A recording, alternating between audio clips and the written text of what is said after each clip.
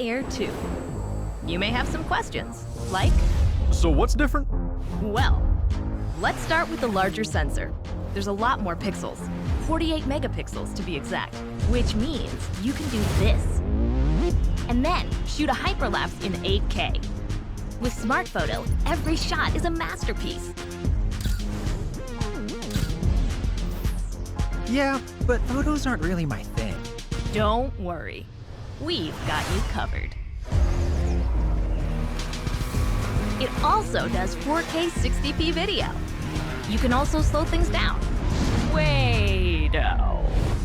And yes, there's HDR video. How's the flight time? It's fantastic. You're looking at up to 34 minutes in the air, a new record for the Mavic series.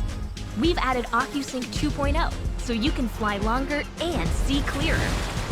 What if I'm not a great pilot? That's where Focus Track comes in, so you can fly like a pro.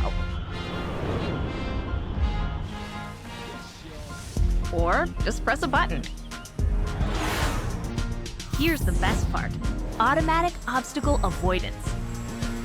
Okay, but what do I do with all these shots? Here's an idea. Use the DJI Fly app to edit and share your moments with just a tap. So, what's different?